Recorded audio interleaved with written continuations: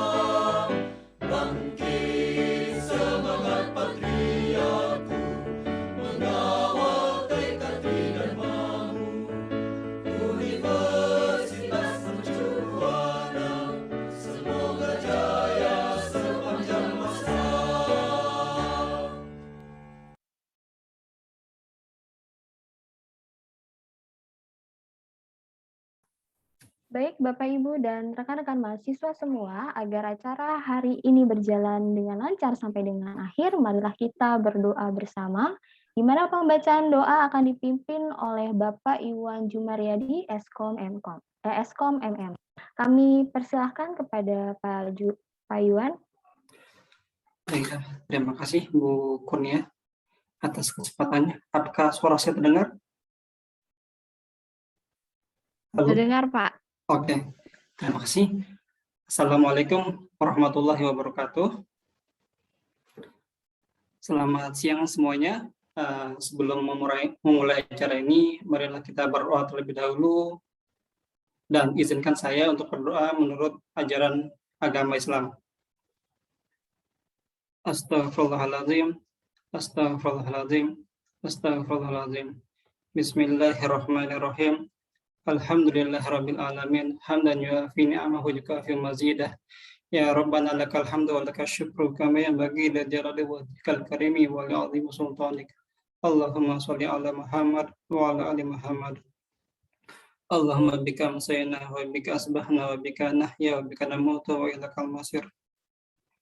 Allahumma anta rabbi la ilaha illa anta khalaqtani wa ana abduka wa ana ala ahdika wa wa'dika mastata'tu a'udzu bika min syarri ma sana'tu wa a'udzu bika bi ni'matika alayya wa a'udzu bi dzambi faghfir li fa innahu la yaghfiru dzunuba illa anta. Allahumma afini fi badani, Allahumma afini fi sam'i, Allahumma afini fi basari, la ilaha illa anta. Allahumma inni a'udzu bika min al-kufri wal faqr wa a'udzu bika min adzabil qabr, la ilaha illa anta. Allahumma inni as'aluka ilman nafi'ah wa rizqan thayyibah wa amalan mutaqabbalah. Rabbana atina fid dunya hasanah wa fil akhirati hasanah wa qina adzabannar. Subhana rabbika rabbil izzati amma yasifun wa salamun alal mursalin walhamdulillahi rabbil alamin. Assalamualaikum warahmatullahi wabarakatuh. Waalaikumsalam warahmatullahi wabarakatuh. Terima kasih Pak Iwan. Selanjutnya sambutan Dekan Fakultas Ilmu Komputer oleh Bapak Yaya Sudarya Triana Mkom PhD. Kepada beliau kami persilahkan. Baik, terima kasih. Bismillahirrahmanirrahim. Yang saya hormati Bapak narasumber, Profesor Dr. Rahmat Budiarto. Yang saya hormati Kepala Program Studi Sistem Informasi, Ibu Ratna Mutumanikam. Yang saya hormati Bapak Ibu dosen, serta para mahasiswa yang berbahagia. Assalamualaikum warahmatullahi wabarakatuh.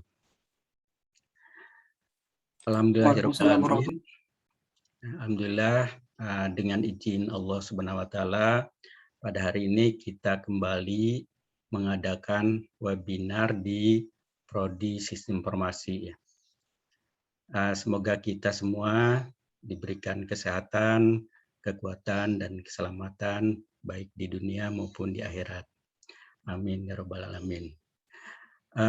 Webinar kali ini akan mengangkat judul yang unik ya menurut saya, yaitu strategi akulturasi penelitian di kalangan akademik. Judulnya menurut saya keren ya, keren sekali gitu ya. Karena biasanya webinar judulnya penulisan karya ilmiah gitu ya. Nah, kali ini mengangkat akulturasi. Yang saya sering dengar akulturasi itu hubungannya dengan kebudayaan gitu ya.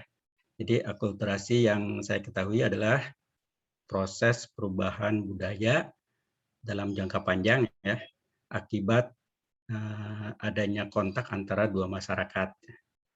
Jadi atau proses sosial yang terjadi ketika kelompok sosial dengan kebudayaan tertentu dipengaruhi oleh budaya asing yang berbeda. Nah, tentunya ini akan menyatu kalau ada kesamaan antara satu dengan yang lain. Nah, itu mungkin nanti akan kita gali ya dari narasumber ini ya, bagaimana kita bisa mengadopsi penelitian yang berkualitas ya, diterapkan di Universitas Mercu Buana ini, khususnya di Fasilkom ya. Jadi webinar jadi marilah kita ya sama-sama belajar dengan pakar kita, yaitu Profesor Rahmat Budiarto ya. Mudah-mudahan dari seminar ini akan mendapatkan strategi yang visible dan bermanfaat yang bisa kita terapkan ya dalam penelitian kita. Semoga penelitian kita akan lebih meningkat ya. Dan saya ucapkan selamat mengikuti webinar. Tidak lupa saya mengucapkan terima kasih kepada segenap panitia ya yang telah menyelenggarakan acara ini. Akhirul kata saya ucapkan selamat mengikuti webinar. Wassalamualaikum warahmatullahi wabarakatuh. Waalaikumsalam warahmatullahi wabarakatuh. Terima kasih Bapak atas sambutannya. Selanjutnya sambutan oleh Kepala Program Studi Sistem Informasi Ibu Ratna Mutumanikam, STMkom, kepada beliau dipersilahkan. Ya, Assalamualaikum warahmatullahi wabarakatuh. Waalaikumsalam warahmatullahi wabarakatuh. Kepada yang terhormat Bapak Yaya Sudarya Triana, PSD, selaku Dekan Fasilkom, yang terhormat Bapak Profesor Dr. Rahmat Budiarto sebagai narasumber, yang terhormat pula ada Bapak Ibu Fasilkom, Ibu ini, dan juga kepada para mahasiswa-mahasiswi yang hadir pada acara hari ini. Puji syukur kita panjatkan kehadirat Allah Subhanahu wa Ta'ala, karena atas limpahan rahmat kita bisa dapat berkumpul bersama di hari ini dalam insya Allah dalam keadaan sehat, walafiat, dan sejahtera dan bahagia ya Bapak Ibu dan mahasiswa sekalian.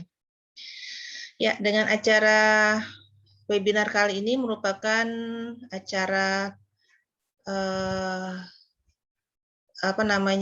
perkuliahan kami di tiap semester yang kita sebut dengan nama Information System Stadium General yang kelima, yang merupakan pada semester ini adalah webinar pertama atau perdana ya untuk semester ganjil tahun akademik 2021-2022.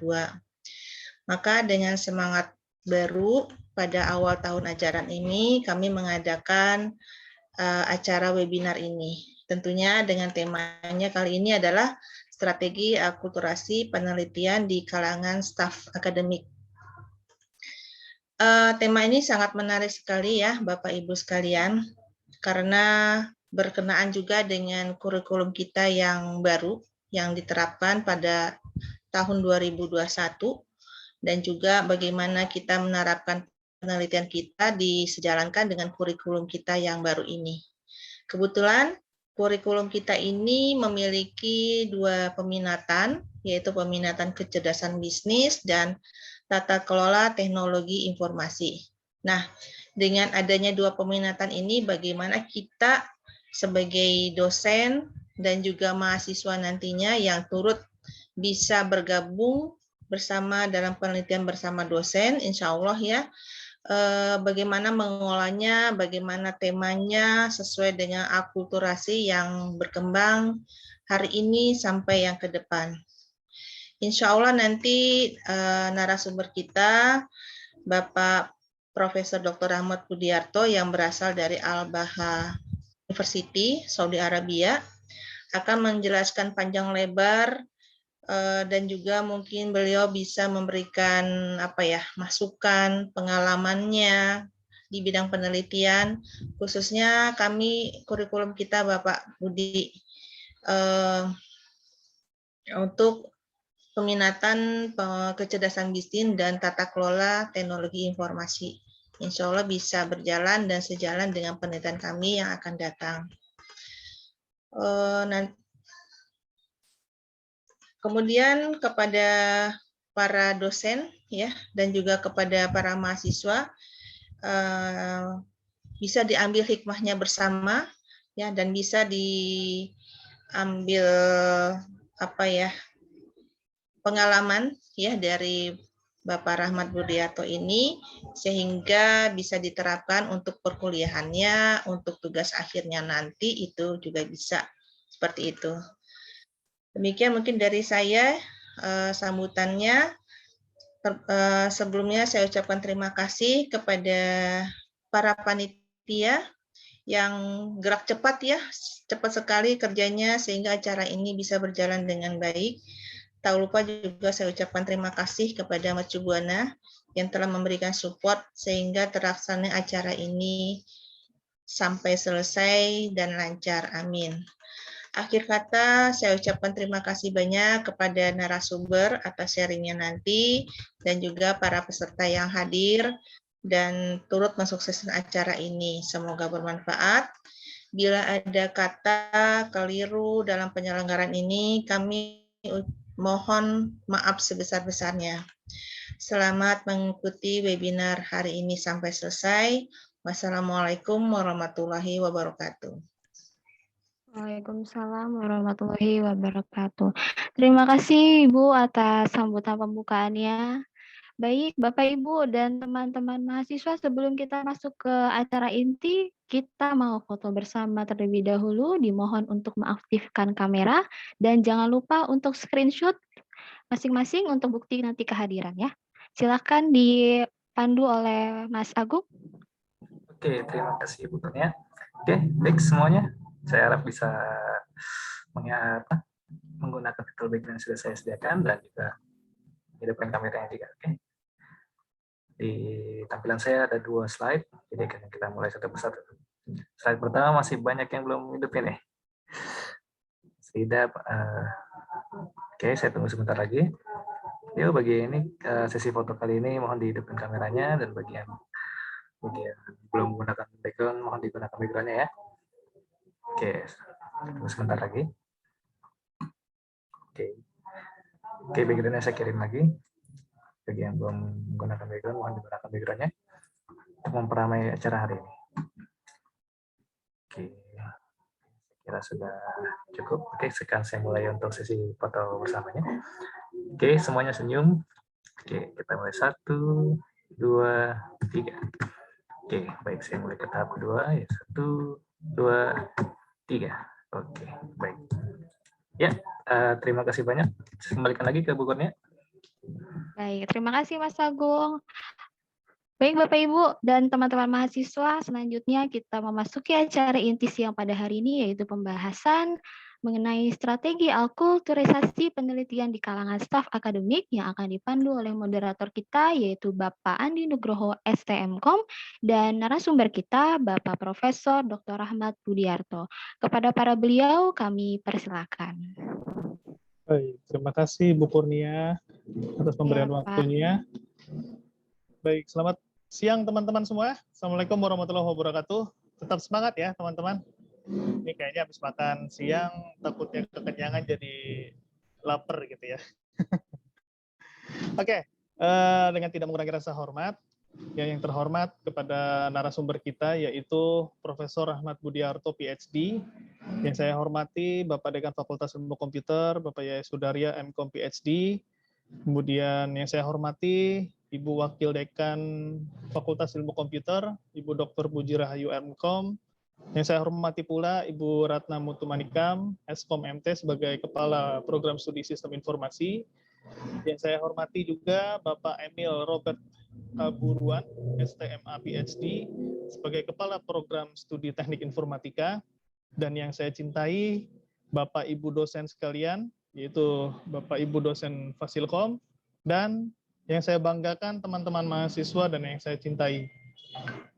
Hari ini kita akan mendengarkan ya paparan dari Profesor Rahmat Budiarto, yang mana sebelumnya dimulai mohon izin Prof, saya membacakan terlebih dahulu untuk kurikulum vitae beliau yang alhamdulillah ya kalau dilihat sini ada sekitar 40 halaman kurikulum vitae-nya.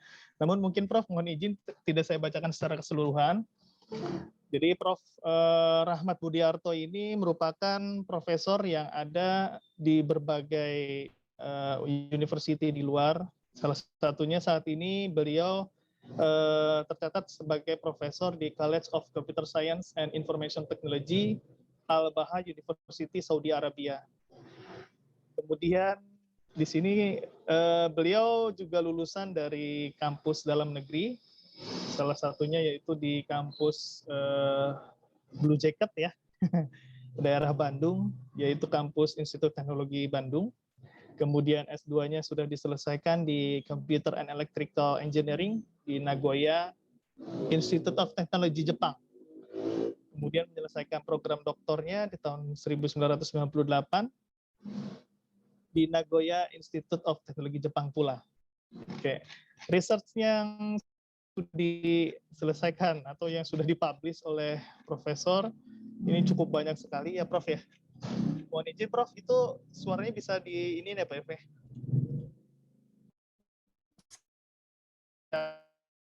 Siap Prof. Di sini saya bacakan sedikit Prof berkaitan dengan workshop ya yang sudah pernah diikuti oleh Prof, yaitu di tahun 2021 ini yang terbaru ya di Erbil, Irak, yaitu di conference di ICACS 21 teknologi program COM member, itu yang terbaru. Kemudian beberapa membership yang sudah diikuti oleh Prof juga sudah cukup banyak sekali, merupakan bagian dari asosiasi APAN ya, Asia Pacific Advanced Network Security Working itu tahun 2006 sampai dengan 2009. Kemudian untuk IEEE membernya juga sudah terdaftar, ini banyak sekali ya Prof ya. Mungkin dengan tidak mengurangi rasa hormat, kita berikan waktu kepada Profesor Ahmad Budiarto untuk menyampaikan presentasinya, yaitu dengan judul Alkulturasi of Research Towards Publication Among SI Department Fasilkom UMB Academic Staff. Kepada Prof. Ahmad Budiarto, kami persilakan. Terima kasih, Bapak Moderator. Nanti saya boleh share screen ya? Silakan Prof. Silakan Prof. Oke. Assalamualaikum warahmatullahi wabarakatuh. Selamat tengah hari ya semua. Terima kasih ini pertama kali saya bagi talk ke UMB. Terima kasih Pak Dekan atas undangannya, Ibu Kaprodi, para panitia dan teman-teman semua. Ya, saya akan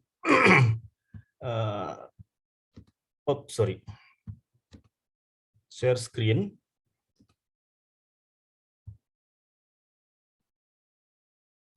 Oke, bisa dilihat screen saya? Sudah bisa, Prof. Siap, sudah, Prof. Mana ya? Bentar. Oke. So,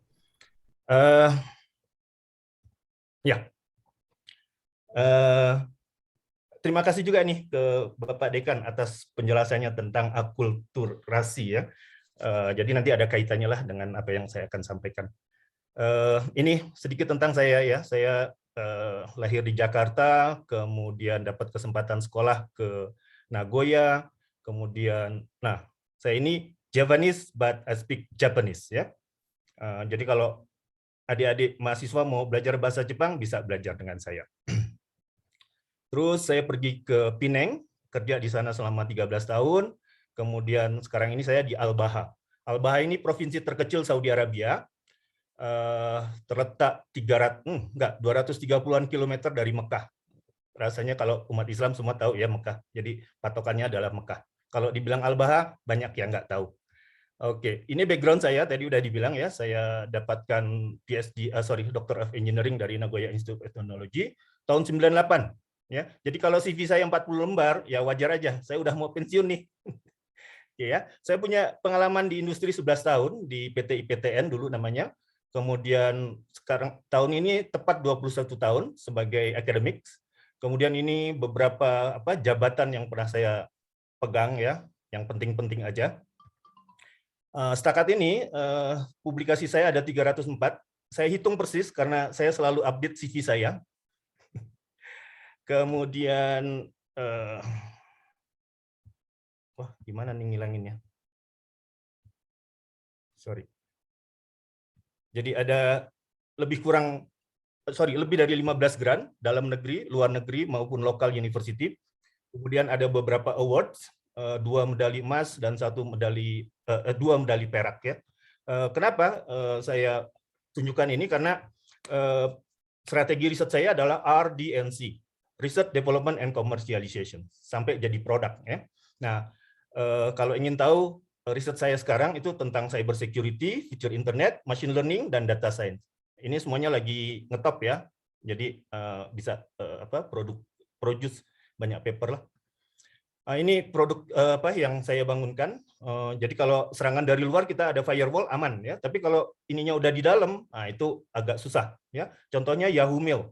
Sekitar 4-5 tahun lalu ya, Yahoo Mail administrator nggak tahu kalau 5 juta email tuh dicuri gitu ya, sampai 4 tahun kemudian baru tahu. Kemudian ransomware, pernah dengar ini saya rasa ya, rumah sakit di UK di Sandra gitu ya, kasih duit, minta duit. Kemudian pencurian IP, Facebook juga ada masalah. Kenapa ini terjadi? Karena kurangnya insider attack tools. Ya, kalaupun ada, dia nggak akurat dan delay in observation, lambat gitu ya. Nah, ini udah jadi produknya, namanya Instamon. Ini AI-nya untuk cluster traffic-nya. Nah, ini yang paling baru. Jadi saya gunakan memory predictions framework ya, model dari memori manusia ya. Ini main engine-nya, kemudian ini datanya dari traffic, dan saya nggak perlu coding anomalinya. Jadi dia akan belajar sendiri secara online. Ini proyek lain waktu itu tentang haji ya, untuk menghindari tabrakan di terowongan. Ya, jadi pakai kamera di seluruh ini, dan ini adalah user behavior juga. Jadi kita mempelajari secara psikologi perangai orang Afrika, orang Asia Selatan ya, kalau dalam kerumunan besar mereka kelakuannya kayak gimana gitu. Jadi ada alert nanti ke polisi, stop di situ. Nah, kemudian Baha ini adalah daerah tinggi ya, kayak puncak di Indonesia. Jadi kalau musim dingin ini kayak gini. Banyak kabut ya. Jadi susah drive.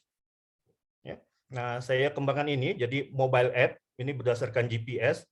Nah, ini bisa ngasih tahu lah ada mobil di sekitar kita ya. Kemudian ini sering nih terjadi GPS loss karena fog ya. Kemudian ini juga karena Baha ini penghasil utama delima ya. Jadi saya kembangkan juga Baha Fish Farming Intelligence System. Yang ini semua dapat grant. Ini peralatannya, harusnya pakai Arduino, tapi waktu itu kepepet, saya beli jadi aja, tinggal programming. Oke, ini yang tadi dijelaskan ya, itunya. Nah, nah ini motivasi nih buat adik-adik mahasiswa. Waktu mahasiswa, dapat C itu selamatan tau. Makan yogurt di Columbia Yogurt itu ya. Tapi waktu S2 lumayan lah. Semuanya A. Oke, dah. Oke, sekarang saya masuk ke materi. Ya. Oke, so judulnya kuliah tamu ya, tapi dibilang tamu bukan tamu ya, karena saya udah join UMB.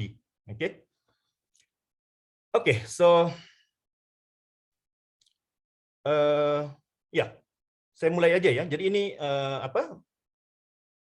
konten dari talk saya hari ini. Ada 3 konten penting. Yang pertama adalah pendekatan penelitian yang baru ya. Baru, dibilang baru juga nggak terlalu baru, mungkin 5-8 tahun yang lalu. Kemudian saya akan bicara tentang research dan publikasi, dan yang terakhir postgraduate, terutama PhD ya, karena saya dengar teman-teman juga banyak yang nggak lanjut ke PhD.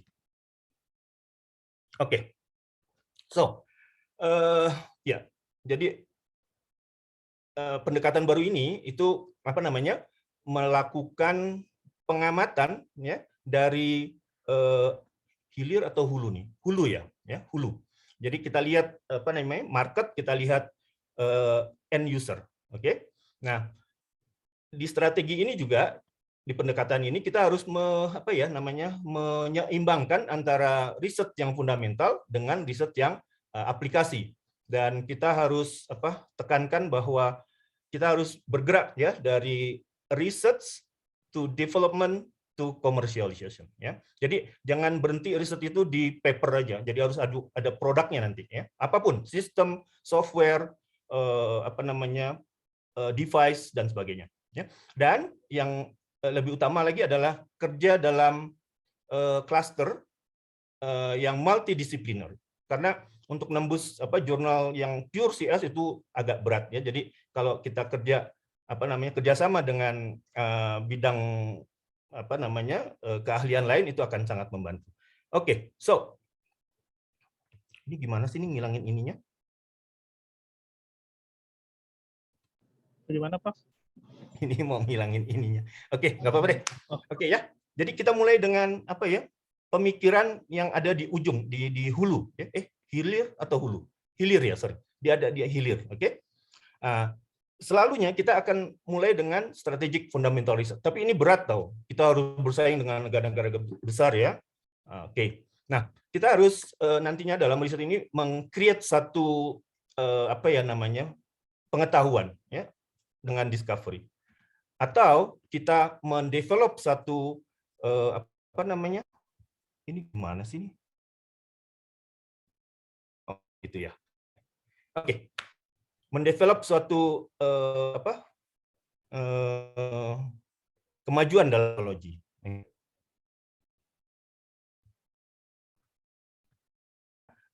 Dan kedua ini akan menghasilkan inovasi. Oke. Nah,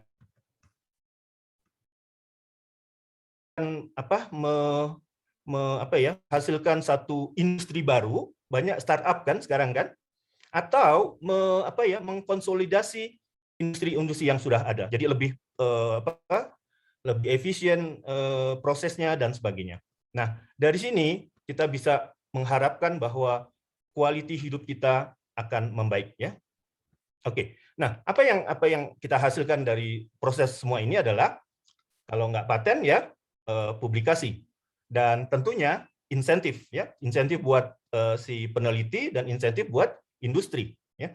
Saya tekankan di sini saya melibatkan industri, dan proses ini akan berputar terus supaya produk yang kita punya itu selalu dalam state of the art ya. Jadi nanti mungkin ada versi baru tapi produknya sama. Oke, contoh, karena kebanyakan dari teman-teman ini di sistem informasi kan ya. Saya ambil contoh di sini riset tentang information sciences ya, atau lebih khususnya dalam mendesain policy untuk mendukung sistem manajemen pandemik ya, karena kita dalam situasi pandemik sekarang. Oke, so fundamental risetnya adalah information science atau policy design ya. Oke, apa yang akan kita create ya, knowledge itu ini knowledge creations, knowledge management ya, dari data ke informasi dan ke knowledge. Sekarang data COVID banyak kan, itu akan sangat membantu kita. Kemudian dari sisi teknologi, apa yang kita hasilkan adalah framework atau architecture atau model atau apapun ya, algoritma dan sebagainya. Nah, inovasinya itu akan menghasilkan policy yang baru atau monitoring system ya, tracing dan sebagainya. Kemudian decision support system ya. Jadi kalau data penyebaran pandemik macam ini, berapa rumah sakit yang harus disediakan, berapa tempat tidur dan sebagainya ya. Dan untuk sistem yang udah ada itu akan menghasilkan koordinasi yang lebih baik antara Pemda dengan pemerintah pusat, antara rumah sakit, antara BNPB ya dengan Pemda dan sebagainya. Mungkin kita bisa lihat itu. Tentunya ini akan memperbaiki kualitas hidup dari orang-orang yang terinfeksi pandemik ini. Ya, oke. Dari sini mungkin kita bisa menghasilkan paten ya dalam bentuk software misalnya. Mungkin copyright ya. Kemudian publikasi tentunya. Tesis ini untuk 2 atau 3 tesis bisa ini PhD ya, dan tentunya kita bisa mengusulkan kepada Kementerian Kesehatan misalnya satu SOP pandemik ya, suatu saat nanti kalau terjadi pandemik lain bukan COVID ya, kita udah punya SOP-nya. Nah, insentifnya apa? Research grant. Sekarang ini katanya kalau diberi judul COVID-19 tuh research grant-nya jadi mudah ya. Oke, so insentif juga untuk BNPB, Ministry of Health dan sebagainya. Ya, ini contoh gimana kita mengaplikasikan pendekatan yang baru ini. Oke, dan ini akan berputar terus. Oke, itu yang pertama. Sorry nih, saya ngomongnya cepat. Oke, yang kedua adalah research and publications. Oke, nah ini pertama definisinya dulu. Research itu adalah studi yang sangat teliti atau investigasi yang sangat teliti, terutama untuk menemukan fakta baru atau informasi baru. Ya, ini menurut kamus ya. Atau secara mudahnya adalah menemukan sesuatu yang kita tidak tahu ya, riset. Nah, kalau dilihat kata research ya, itu ada 2 kata itu, re and search. Jadi pengulangan pencarian ya. Repeat our search until we find new facts ya. Jadi research. Oke. Kemudian how careful our study ya, jadi kita harus mengukur ini seberapa detail, seberapa teliti studi kita harus dilaksanakan ya. Nah, jadi nanti ada tingkat-tingkatannya. Oke. Nah, kita harus melaksanakannya secara hati-hati. Dan biasanya kalau technical work itu ada prosedurnya ya, kita harus ikut prosedur itu. Oke, ada 3 jenis dasar basis dari riset: exploratory, testing out, dan problem solving ya. Ini ada, saya rasa udah ada ininya ya, slide-nya saya kasih ke panitia tempo hari. Jadi exploratory, testing out, problem solving. Oke. Ya. Nah, saya langsung ke how-nya aja. Untuk exploratory, biasanya kita examine the theories, ya, kita belajar teorinya, ya, konsepnya. Kemudian kita bangunkan sesuatu yang baru, kalau perlu ya, dan kita bisa ikuti metodologi yang sudah ada, epistemologi dan sebagainya. Oke. Nah, kalau yang testing out itu karena dia gini, di testing out itu ada riset yang sudah dasar gitu ya. Nah, kita ini dalam testing out biasanya just to make it generalized ya. Misalnya tadinya saya aplikasikan di healthcare misalnya, kemudian berikutnya saya aplikasikan di network monitoring, for example. Jadi lebih mengeneralisasikan satu konsep dasar gitu ya. Kalau problem solving, gimana kita buat ini? Kita definisikan problem, disebutnya inventive problem, dan metodenya, kemudian kita cari solusinya. Ini menurut saya agak mudah, tapi problemnya harus solid. Oke. Jadi mana yang harus kita pilih? Nah, ini harus memperhatikan keterbatasan dalam kita melakukan riset, ya. Finance, keuangan, physical resources. Kalau orang IT biasanya perlukan computational resources ya, misalnya high-end computers, sensors dan sebagainya. Administrative backup, ini sokongan dari Direktorat Research ya. Dan waktu, ini kalau kita banyak ngajar,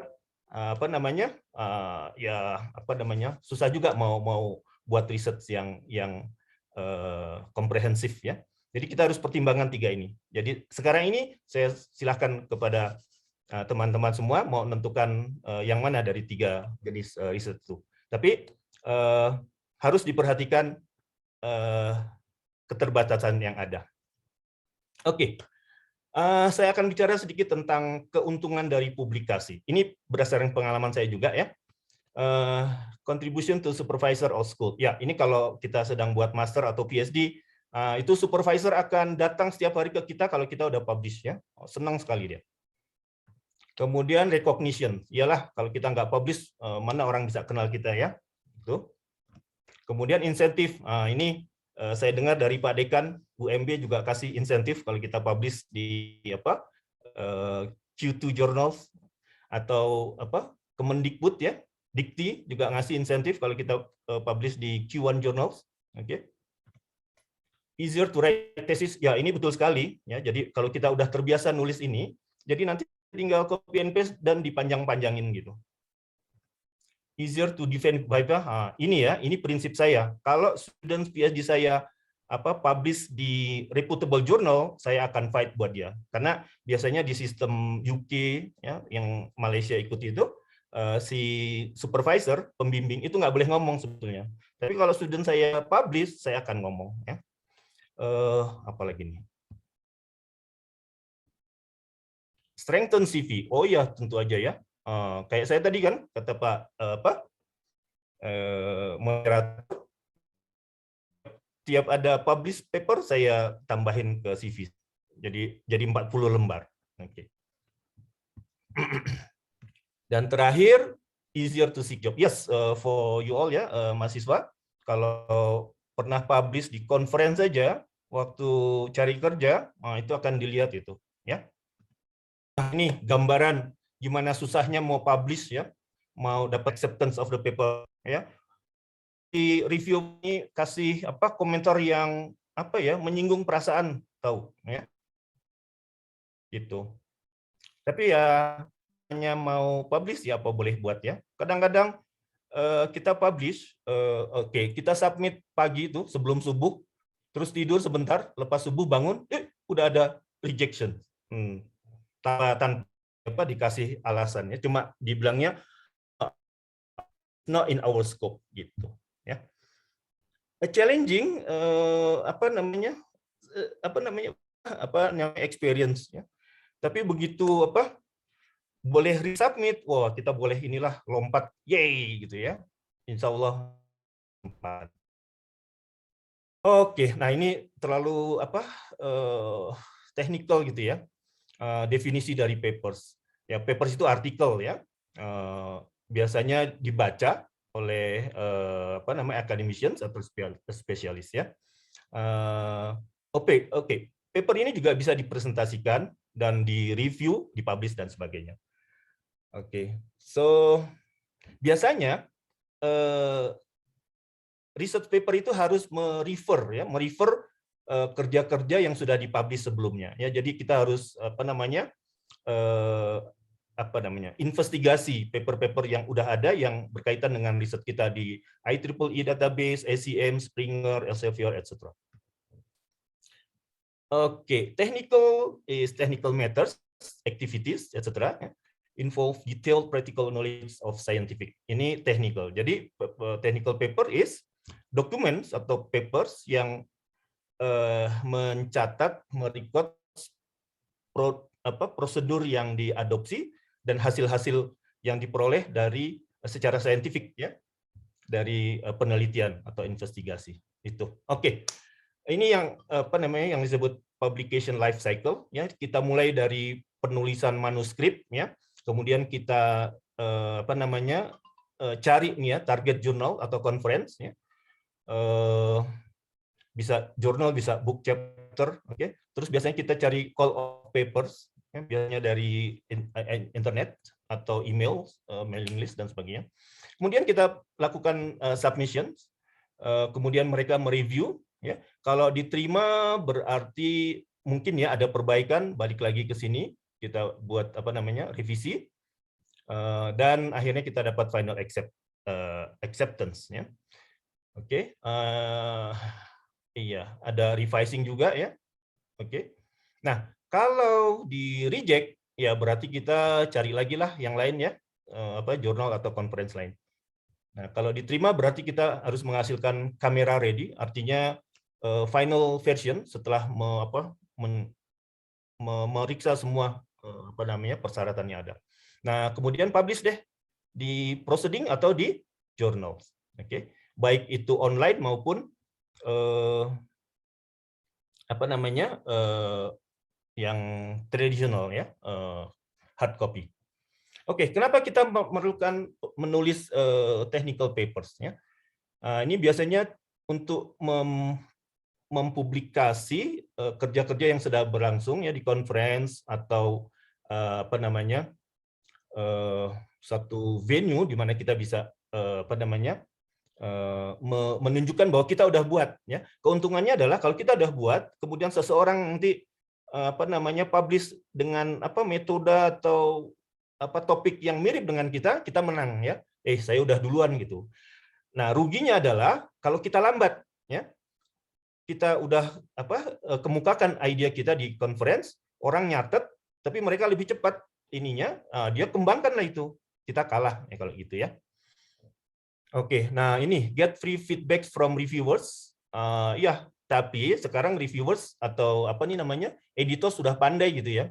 Jadi kalau top jurnal itu biasanya ada yang namanya desktop rejections. Jadi tanpa diteruskan ke reviewers, si editornya udah nolak gitu ya. Karena mereka tahu, si authors ini pengen feedback kan. Jadi kalau si editor ini merasa kualitinya nggak nyampe dengan apa yang mereka harapkan, langsung ditolak ya. Oke. To publish final work in a journal. Ya, kalau kita punya research grant ya, kita neliti selama setahun, nah hasil kerja terakhir itu kita publish lah di jurnal. Untuk PhD research ya, biasanya ya requirement-nya apalagi di Malaysia, saya rasa di Indonesia udah mulai ya. Kalau mau sidang S3 itu harus punya publikasi di jurnal dengan impact factor. Paling enggak Q4 ya, quarter 4. Kalau mungkin itu hindari submission ke trade journal. Trade journal ini biasanya dari India ya. Bayar $100, apapun yang disubmit tanpa dia periksa, seminggu kemudian dapat acceptance ya. Kalau boleh hindari ini. Jadi kalau boleh ada jurnal yang ada reviewnya gitu. Oke, kapan kita menulis technical paper ini? Nah, kalau Anda sedang buat PhD ya, ini adalah saat yang tepat gitu ya. Karena mudah-mudahan kalau buat PhD nggak ngajar kan ya. Dan buat target paling nggak 2 paper lah ya. 2 paper tapi jurnal ya. Nah, ini PhD itu kan 3 tahun ya kalau risetnya di Jepang nih ya standarnya. Jadi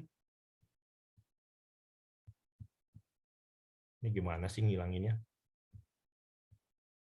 Oke, waktu biasanya kita submit tesis proposal, kemudian kita temukan research questions-nya, kemudian pembimbing setuju, baru deh dimulai risetnya itu ya, eksperimennya. Nah, biasanya pada pertengahan tahun kedua itu kita udah bisa submit paper. Apalagi kalau kita mau submit apa yang disebut literature review paper ya, atau review papers ya. Ini bisa di sini. Kemudian pada tahun ketiga gitu ya, ini lagi hot-hotnya nih. Nah, ini udah ada hasil nih biasanya, itu bisa disubmit lagi ke jurnal lain. Tapi lebih solid ya, karena udah ada hasil di situ. Oke, jadi ya minimum 2 lah. Kalau 4, wah terlalu dahsyat. That's really good. Ini sekedar tip untuk membaca technical papers ya, papers yang udah ada di jurnal. Ya, oke. First round, just skimming. Jadi baca cepat gitu ya. Biasanya yang dibaca judulnya, kemudian keywordnya. Ya. Setelah itu baca abstrak, kesimpulan, dan introduction. Detailnya nanti ya. Kemudian kita identify the work, lihat dari scope-nya, and then understand the work, and then kalau kita udah tahu kontribusinya apa, scope-nya apa, nah ini disimpan nih di database. Kalau kalau sedang buat PhD biasanya kita pakai EndNotes ya untuk memanage reference ini. Oke. Nah, ronde kedua itu baru memahami. Jadi misalnya nih ya, kita kumpulkan 100 paper, kita skim lah dari 100 itu mungkin disaring jadi 50 ya. Nah, udah 50 mungkin disaring lagi jadi 5 atau 10 paper yang core gitu ya. Kita mau buat riset tentang itu. Nah, kemudian barulah mengerti, memahami apa yang dibuat oleh orang itu ya, detailnya. Jadi metodologinya apa, asumsinya apa, datanya bagaimana dan sebagainya ya. Kemudian kita analisis ya. Kemudian biasanya untuk review atau literature review kita harus kritik kerja mereka ya. Ini juga merupakan satu seni ya. Nah, ini dari sini kita bisa dapatkan paper kita lah.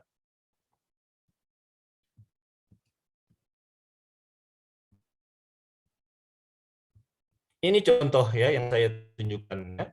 Oke, di network traffic itu ya sekarang ini banyak malware ya, ada IoT.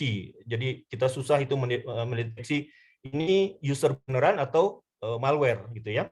Nah, problemnya, challenge-nya, tantangannya adalah karakteristik dari traffic itu cepat sekali berubah ya, dalam bentuk jumlah baru ya, teknologi baru, sensor ya, sensor di IoT. Itu kan datanya jadi baru semua. Atau incomplete data to predict what will be happening. Ya, karena si virus ini atau malware ini dia bisa dipisah dulu gitu. Waktu mau nyerang, dia dipisah dulu di beberapa files ya. Jadi ini kalau dilihat ini incomplete, jadi database kita nggak mengenali serangan itu. Ya. Nah, ide saya adalah melihat lebih dalam tentang kelakuan user, kelakuan malware, gitu ya. Jadi saya nggak bikin hard code-nya untuk menentukan bahwa kalau kondisinya ini if then else. Saya nggak terlalu itu. Jadi itu dibuat hanya awal saja, ya. Nah, dengan saya punya initial hard coding rule base itu nanti si engine akan learn ya menggunakan predictive analytics, dan learning ini dia online on the fly ya, off the fly. Oke. Nah, yang saya usulkan adalah menggunakan model dari memori manusia, namanya memory prediction framework ya. Oke. Itu contoh aja. Ini implementasinya yang tadi udah saya tunjukkan ya. Oke, sekarang tips. Oke. Ini tips. Saya tahu teman-teman sibuk ya dengan mengajar, tugas administrasi, tugas manajemen. Nah, ini kalau kita bisa baca 1 jam per hari, atau ini saya asumsiin Sabtu Minggu untuk keluarga ya, jadi 5 hari aja gitu. 5 hours a week. That's enough ya. Kemudian harus fokus ya. Nah, kalau bisa kita tentukan riset roadmap dari level university, kemudian fakultas dan prodi, dan kemudian individu ya. Nah, kita jadi bisa satu tujuan gitu. Dan kolaborasi. Ya. Kolaborasi penting. Kolaborasi ini dengan kolega di dalam prodi, di dalam fakultas, dalam university, atau dengan universitas lain ya.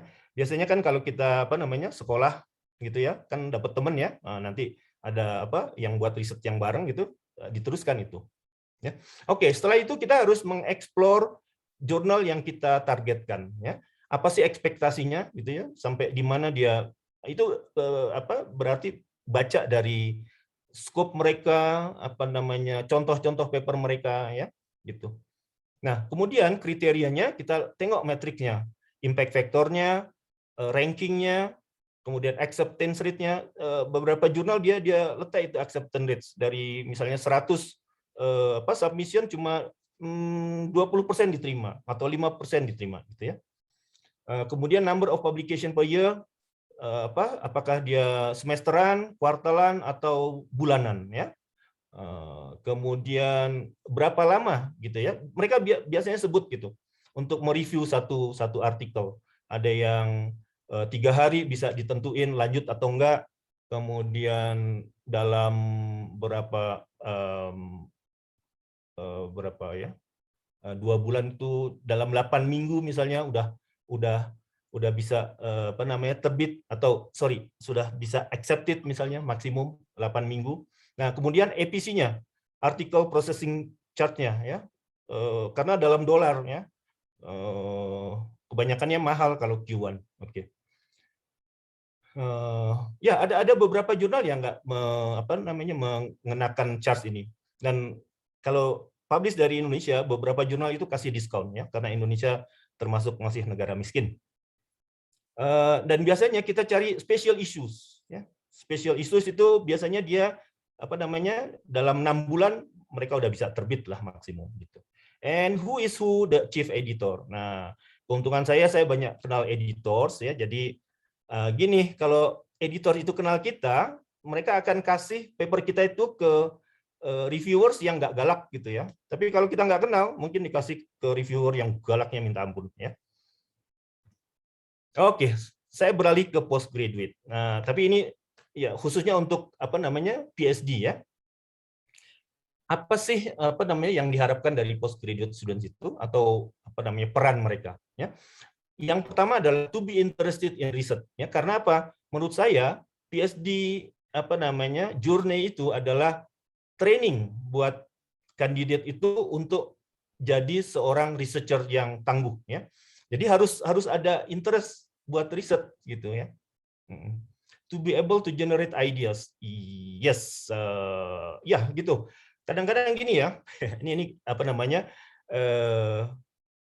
typical PhD student. Jadi begitu datang ke supervisor, sama lah saya juga gitu. Apa yang kamu mau buat? Wah, saya ceritain lah ide saya. Hahaha. Kamu mau nyelesain masalah dunia? Nggak mungkin lah.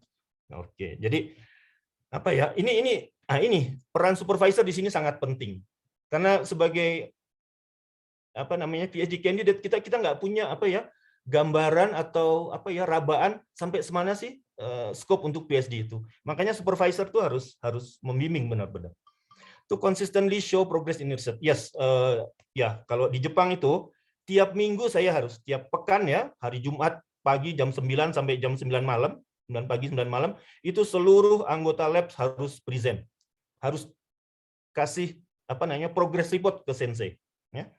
Semua harus ya. To show participation in meeting, seminars. Ya, ini juga bagus nih, menghadiri seminars, conference, meetings ya, research meeting. Kenapa? Itu akan membangunkan linkage atau network antara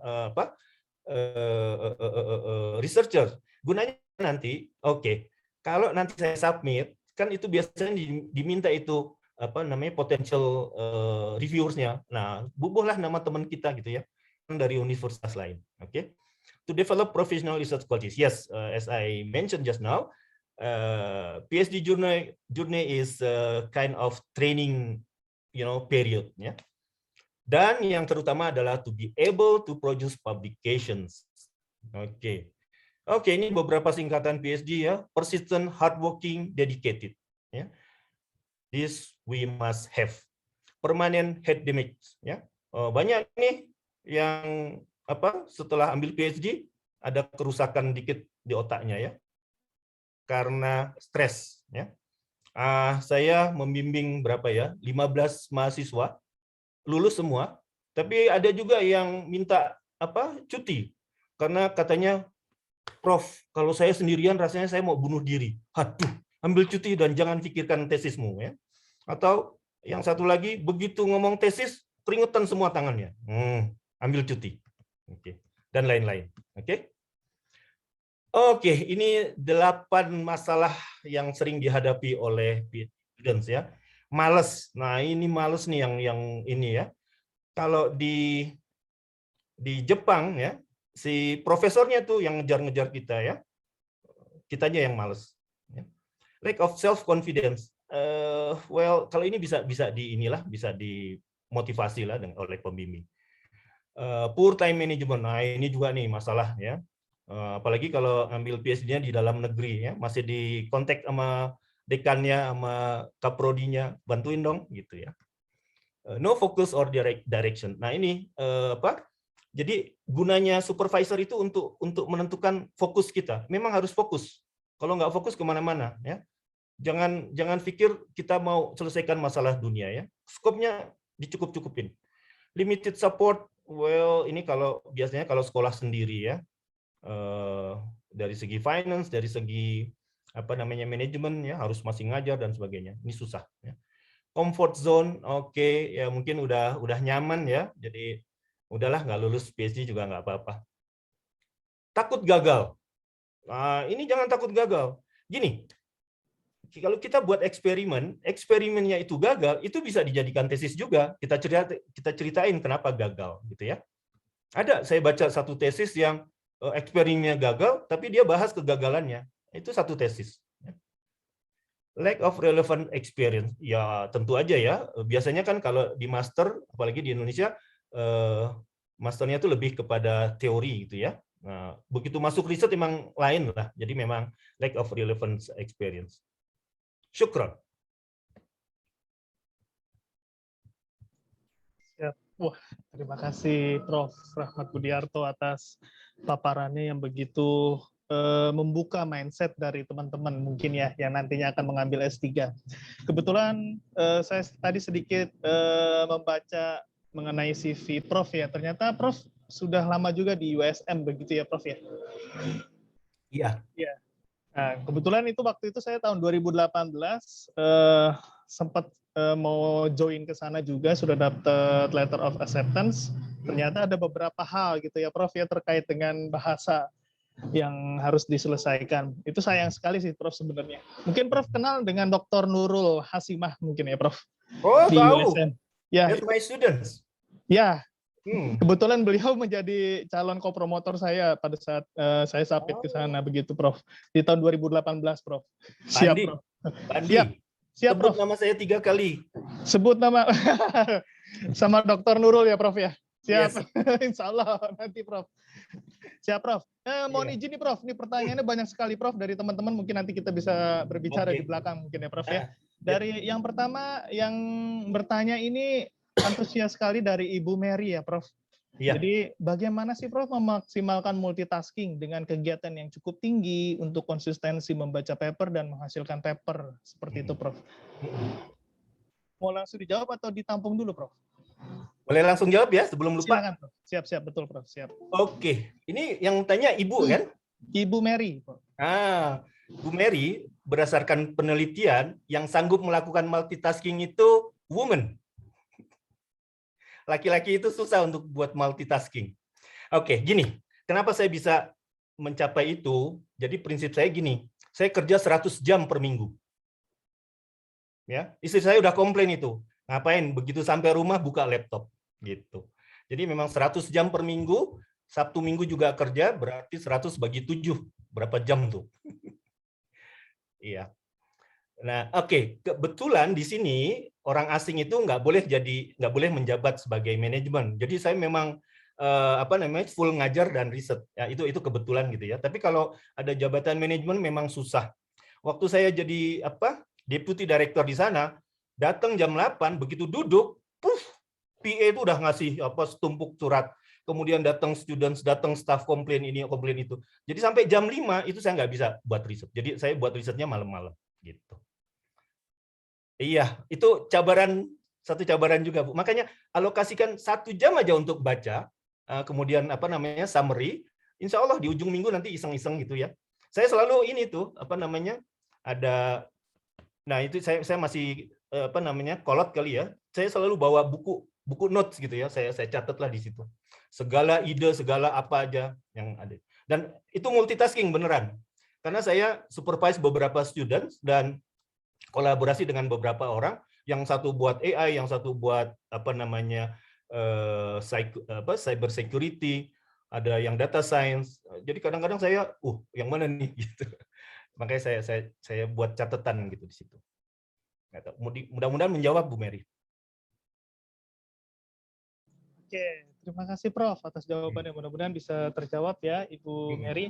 Nah, kemudian ini penanyanya yang berikutnya, ini kebetulan dari teman kita juga Prof, yaitu Ibu Afiati ya Prof. Wah, mau langsung bertanya Prof dia Prof. Siap Prof. Oke, silakan. Silakan Ibu Afi.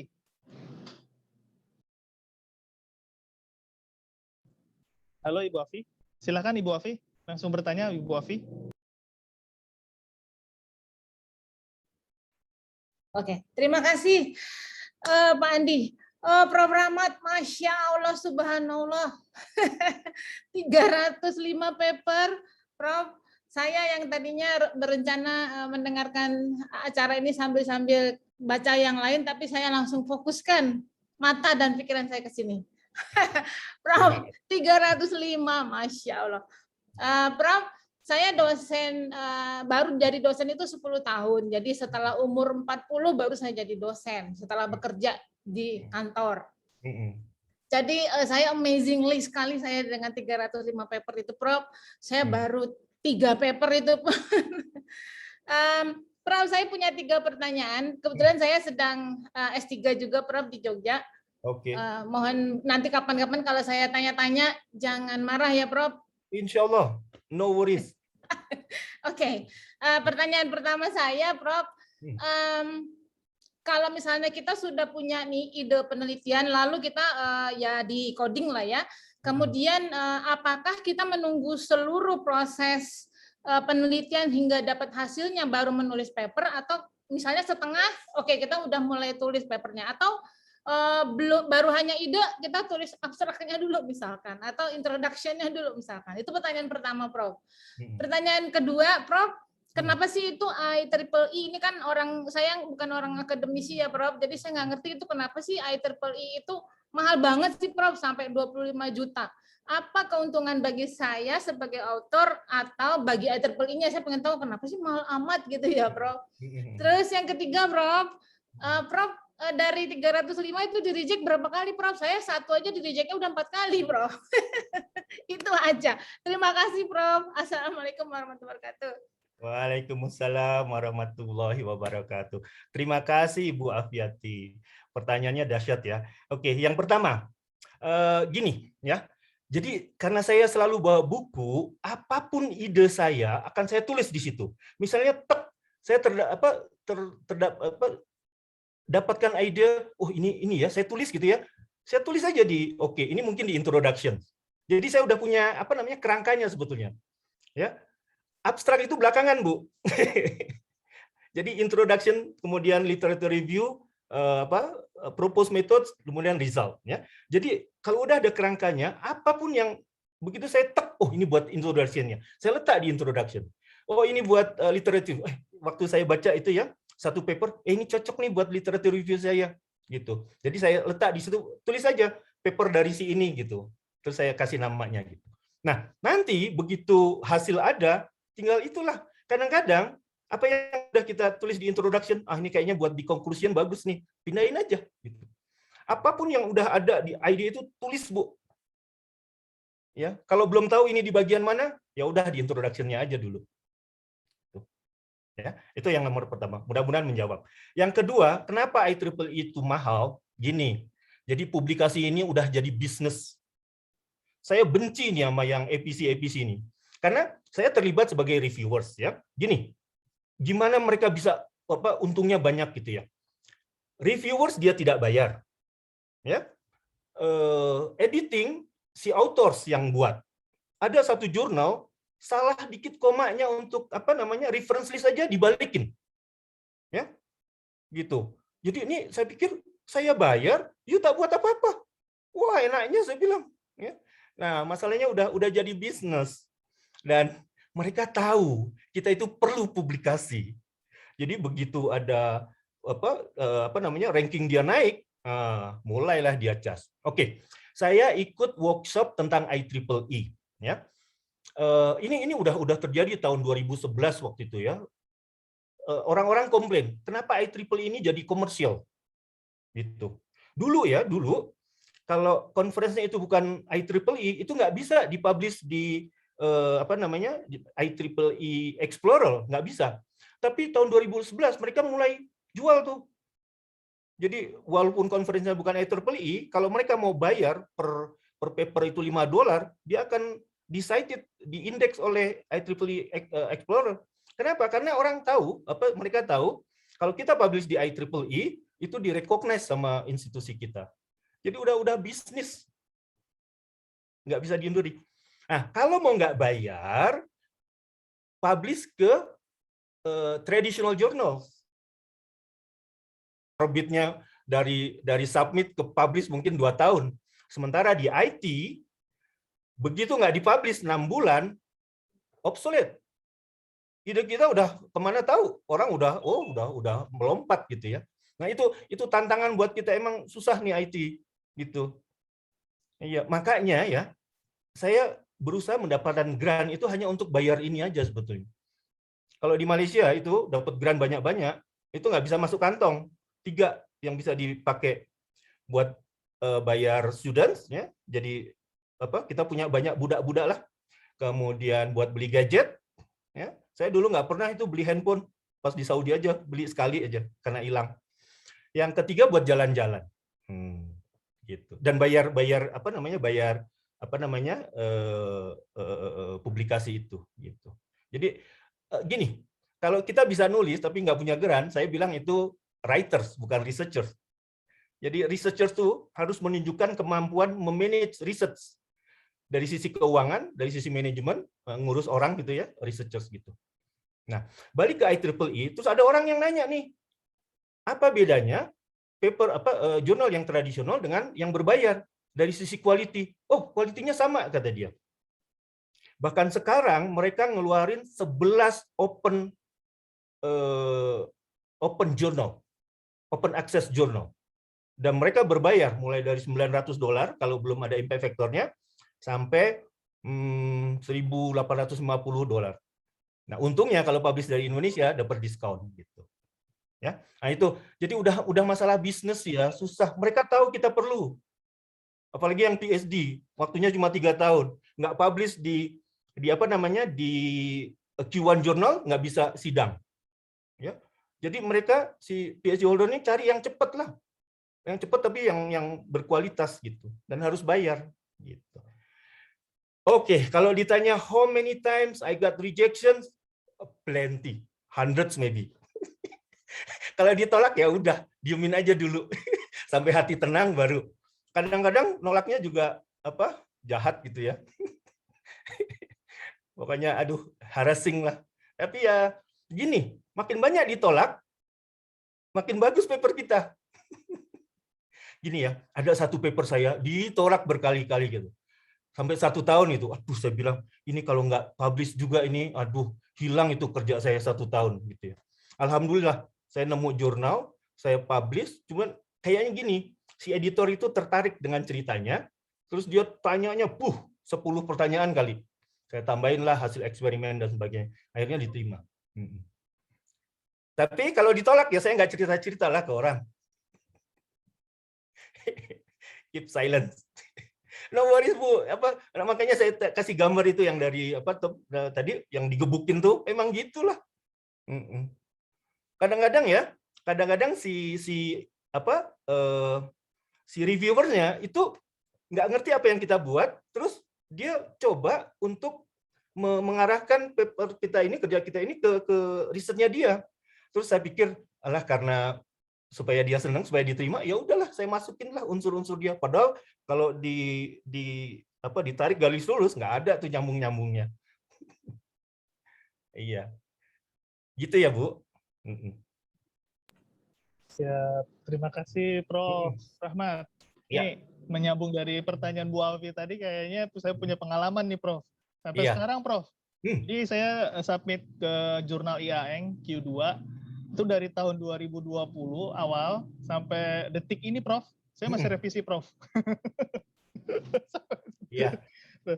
Ya oke, pertanyaan lagi nih Prof. Cukup banyak juga ini Prof ya. Jadi dari yang berikutnya dari Saudari Evelyn, ini mahasiswi Prof. Bagaimana caranya agar mahasiswa tertarik untuk melakukan riset Prof? Dan sebenarnya seberapa luas pembahasan ruang lingkup yang dibahas untuk tingkatan mahasiswa Prof? Silakan Prof. Oke, pertanyaan bagus ya. Jangan underestimate undergrade ya. Di tempat kami di labnya di Jepang itu ya, karena gini, di Jepang itu di lab profesor itu berkumpul mahasiswa tingkat akhir S1, master tahun pertama, tahun kedua, dan PhD tahun ke-1 sampai tahun ke-3 ya. Jangan sangka undergrad tahun ke-4 itu bisa publish di Q1 Journal gitu. Nah, gimana ini bisa dicapai? Nah, lab kami itu punya roadmap. Jadi apa yang dikerjakan itu ada di situ semua. Nah, para PhD holders ini dia bimbing si anak-anak S1 nih. Dan mereka dikasih modul yang kecil-kecil aja. Gitu. Ini satu hal lagi ya. Kita di Indonesia kalau tugas akhir atau tesis itu harus wah gitu. Gede gitu ya. Tapi isinya ya biasa-biasa aja. Nah, kalau di Jepang itu walaupun kecil, fokus. Bahkan bisa tembus jurnal. Gitu. Jadi saya juga minta nih nanti ke teman-teman kalau saya bimbing mahasiswa, fokus, jangan ditanya yang gede-gede gitu ya, tapi dilihat outputnya gitu. Nah, jadi scope itu memang tergantung pada pembimbingnya. Nah, ini impian saya ya. Kalau saya join nanti UMB secara fisik, saya akan minta lab gitu, lab penelitian saya. Nanti saya letak itu roadmap ya, modul-modul yang sedang kita kembangkan ya. Jadi ini yang udah dikembangkan, ini perlu pengembangan lain gitu. Ini belum selesai, oh ini baru gitu. Ya. Jadi Anda bisa, tapi ya harus dibimbing, nggak dilepas gitu. Insya Allah kalau dibimbing ya dengan betul, insya Allah. Jadi gini, S1 ini kalau menurut saya fokus ke bukan dirty work sebetulnya, experimentation. Ya, nah kalau udah ada hasilnya, cerita itu gampang di create, itu. Ya, jadi memang harus ada close supervision dari pembimbing. Jangan dilepas gitu aja. Sayang loh, 6 bulan harus bermanfaat buat si mahasiswa dan buat kita gitu. Itu prinsip saya. Mudah-mudahan menjawab. Terima kasih Prof. Rahmat Budiarto. Ini ada yang mau bertanya lagi, Prof, dari rekan kita, yaitu Ibu Nur Ismawati. Mungkin Ibu Nur Ismawati mau menyampaikan langsung. Oke, saya bacakan saja, Prof. Oke. Jadi Ibu Nur Ismawati ini bertanya, kira-kira sudah berapa paper ataupun buku, Prof, dalam sehari yang harus dibaca untuk dapat melakukan suatu riset, serta menumbuhkan semangat terus, atau rutin membaca agar selalu fokus dalam riset, Prof. Silakan, Prof. Ya, oke. Ya tadi ya yang saya tunjukkan itu kan pertama kita skimming kan. Oke, gini. Ibu harus tentukan dulu minatnya apa. Ya. Udah tahu minatnya, itu kan nanti ada keyword-nya kan ya. Misalnya di data science misalnya ya. Keyword-nya apa sih? Keyword-nya kita bicara tentang tekniknya misalnya ya. Machine learning. Machine learning itu apa aja sih gitu ya. Terus mungkin ada feature selection, feature extraction ya. So itu dari keyword itu dicarilah di internet gitu ya. Judul itu yang sesuai dengan minat, jangan nggak berminat, jadi sesuai dengan minat. Nah itu kalau kita pakai EndNotes, saya rasa EndNotes ya walaupun yang free versionnya masih banyak kekurangan, tapi sangat membantu gitu. Jadi begitu tuh taruh di situ gitu. Nah ya awalnya mungkin 100 paper gitu ya, 50 juga cukup lah gitu. Tapi benar-benar berkaitan gitu. Oke, nah udah dikumpulin gitu. Ya itu tadi saya bilang 1 jam sehari dalam 5 hari itu untuk skimming paper itu. Kalau saya dulu saya print, jadi saya skim gitu ya. Saya skim cuma judul, abstrak, sama conclusion. Karena di conclusion itu biasanya ada future work, right? Jadi di stabilo aja itu future work-nya ini gitu. Terus idenya dia apa sih gitu. Nah nanti udah terbaca misalnya 50 paper. Kan udah teragak-agak itu. Oh ini bisa diklasifikasi lah. Oh ini mirip gitu. Nah, minggu berikutnya mungkin udah mulai itu baca secara detail. Di 1 jam itu, bacalah actionnya atau baca propose metodenya. Jangan terlalu detail juga gitu ya. Cuma tangkap idenya aja. Idenya apa sih gitu. Ya. Gitu. Terus apa lagi ya? Ya. Ini gimana nih? Ini sendiri ya, nggak ada pembimbing ya? Ya, Bu Nur, bagaimana Ibu? Sendiri ya, oke. Nah, gini, jadi ya itu kegunaannya kolaborasi, itu gunanya research group. Walaupun semua, nah gini, di Baha ini saya juga menginisiasi ini research group. Nah, saya bilang kita cuma punya 3 research group, oke? Di level apa namanya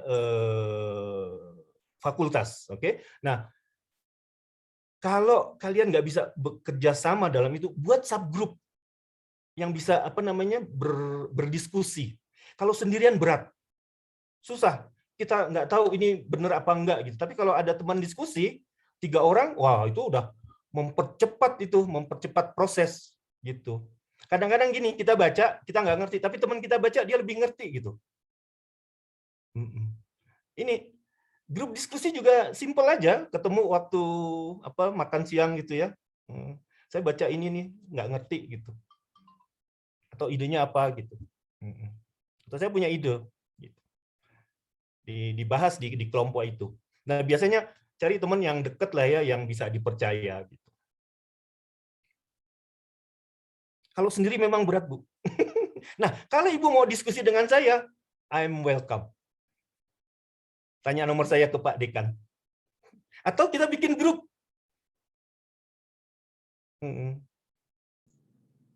Susah kalau sendirian.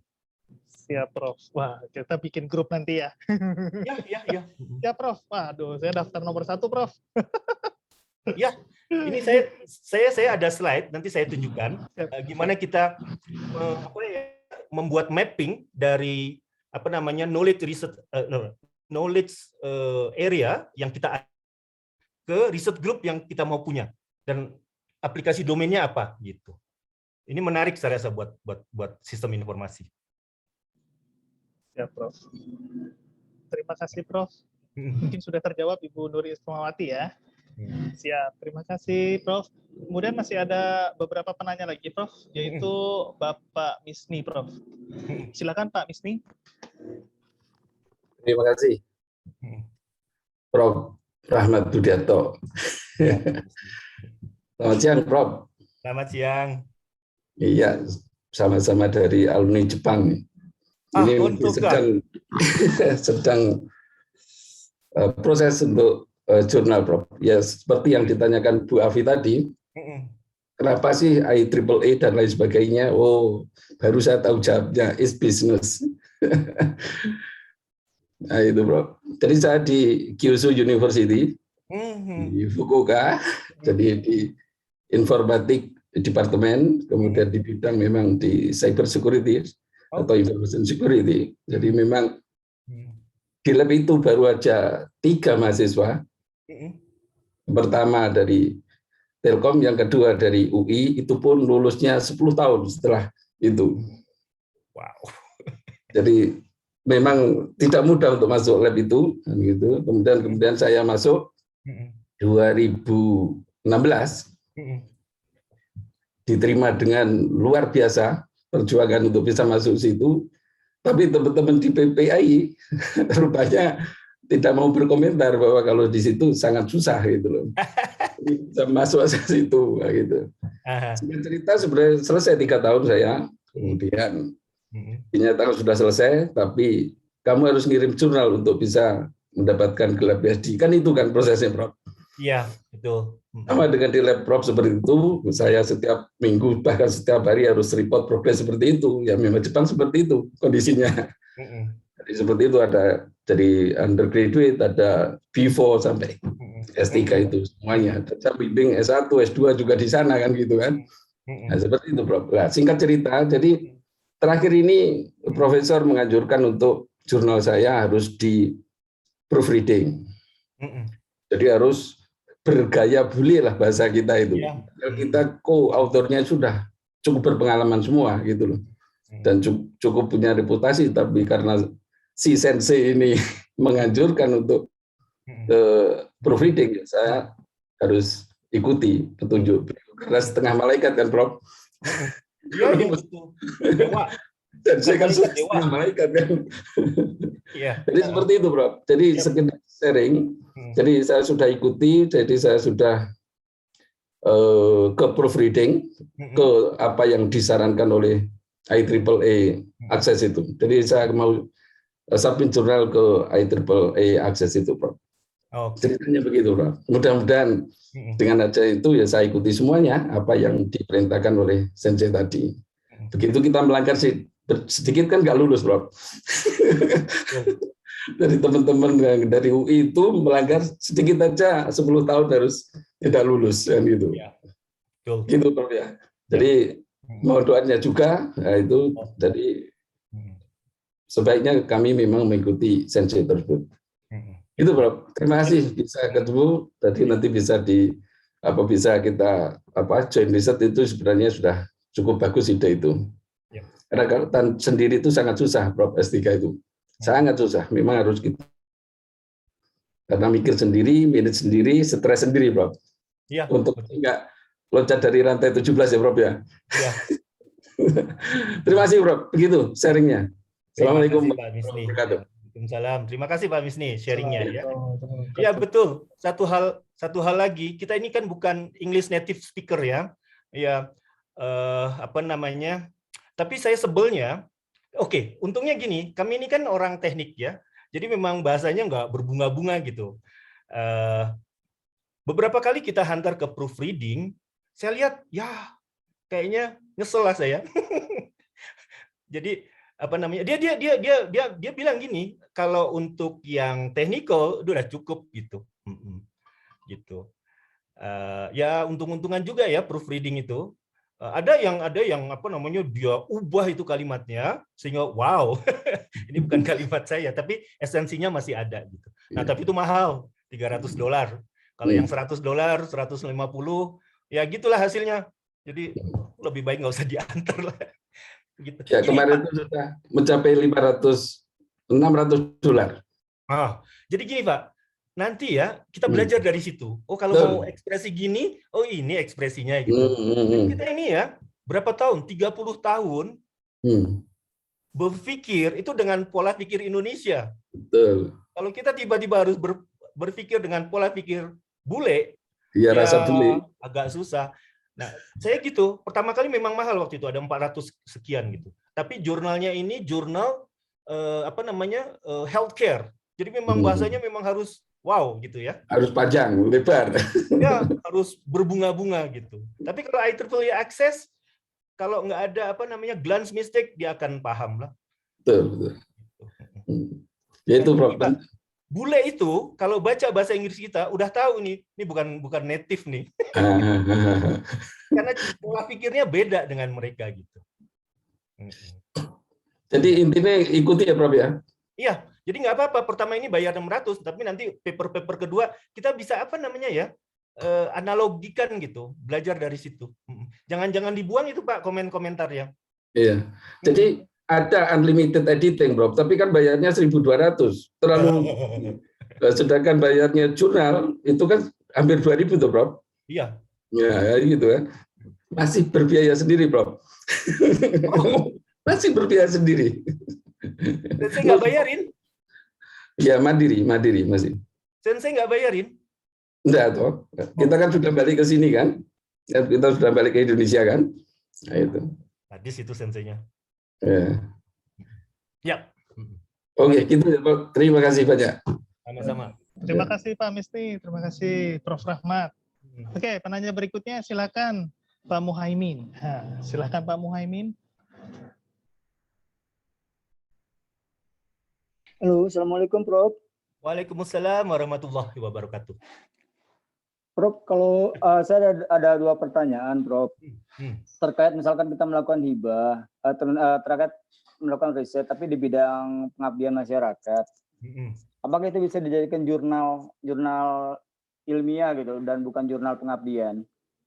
Dan kedua, apabila kita ngebaca beberapa, tadi tertarik saya untuk membaca beberapa paper, anggap misalkan 20 atau 50 paper, ternyata di situ kita kan udah bisa menyimpulkan mana sih gap-nya atau novelty-nya. Apakah itu bisa juga diajukan dijadiin jurnal, Prof? Makasih, Prof. Ya. Assalamualaikum. Assalamualaikum warahmatullahi. Pertanyaan pertama tentang pengabdian masyarakat ya.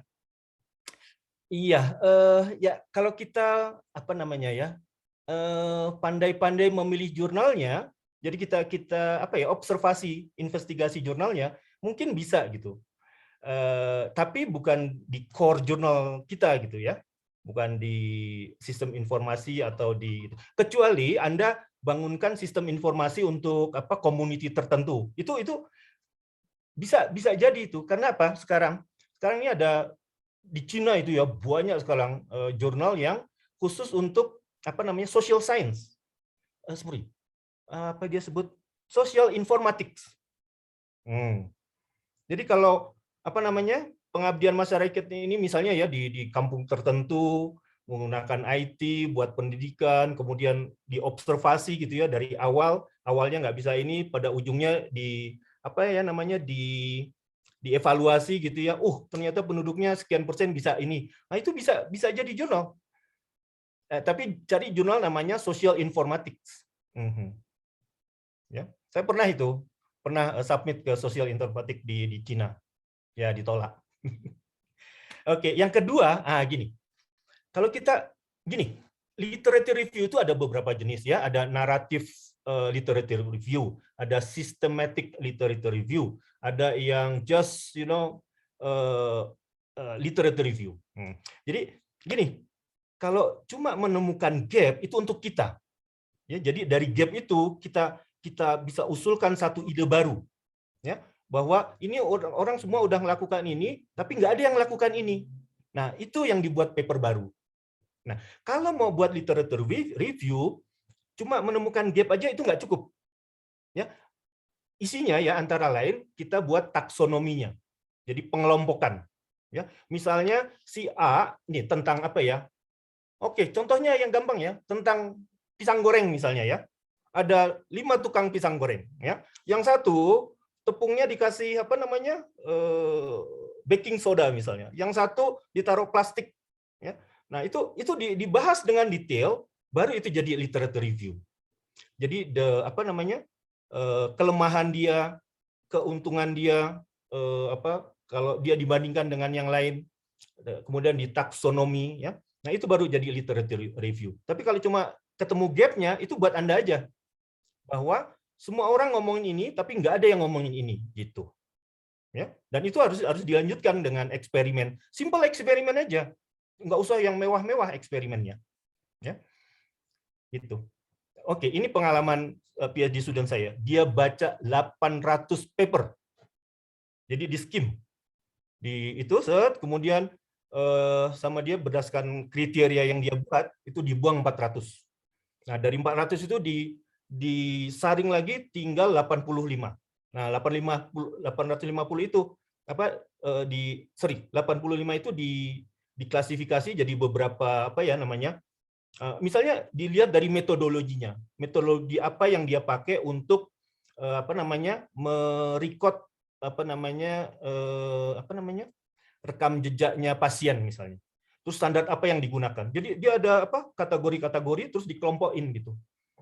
Nah itu si apa namanya, si editor sangat impresif untuk itu, gitu. Jadi kalau cuma gap aja itu untuk Anda aja dan fokus di situ. Ya, buatlah eksperimen sederhana gitu, akan diterima itu. Wow, itu bisa Q1 jurnal juga itu, bahwa apa namanya, belum ada orang yang buat ini gitu dari sekian ratus gitu ya misalnya. Ya. Oke, terima kasih Prof. Sorry ya Pak Muhaimin. Terima kasih Prof. Jangan ini ya, jangan jadi patah hati, jangan. Semangat ya Prof ya. Ya, tetap semangat. Betul, Prof. Mungkin ada lagi teman-teman yang ingin bertanya. Terima kasih, Prof. Budiarto. Ada lagi yang ingin bertanya?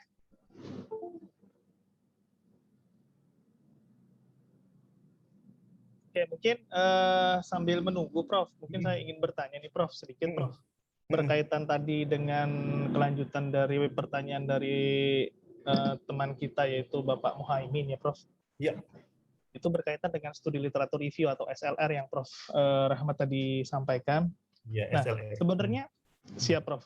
SLR ini sebenarnya kita ingin membandingkan, kemudian kita criticize, kemudian kita membuat sebuah SLR dengan menggunakan sebuah metode. Nah, itu hasil akhir yang harusnya dijadikan sebuah kesimpulan itu seperti apa ya, Prof? Luarannya, Prof. Karena beberapa sahabat saya, kebetulan Prof, termasuk saya pribadi gitu ya, Prof ya. Kita harus bikin pertama kali itu menginjakan kaki di PhD student itu bikin SLR. Wah, Oke. kita kayak masuk ke hutan gitu, Prof, suruh bikin SLR nih apa, bentuknya bagaimana gitu ya, Prof. Kamu minimal harus baca 100 paper. Ini 2 paper aja udah pusing, Prof. Ini 100 paper, waduh, apalagi yang Prof sampaikan tadi sampai 800. Ini, aduh. Nah, seperti itu, Prof. Mungkin pertanyaannya baru itu aja, Prof. Gimana itu, Prof? Pertanyaannya apa?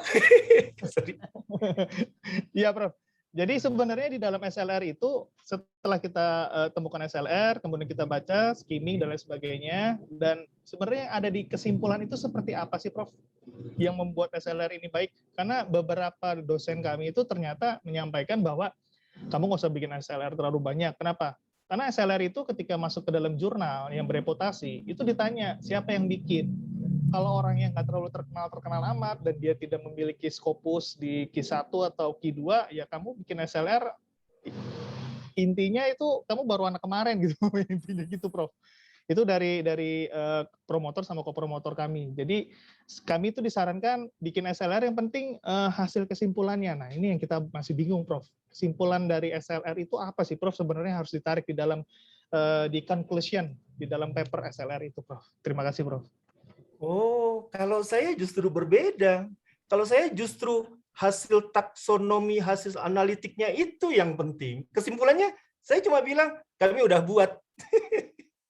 Oke, nah kalau masalahnya adalah orang yang harus buat itu, harus reputable authors, ya pembimbingnya lah, bubuh di situ.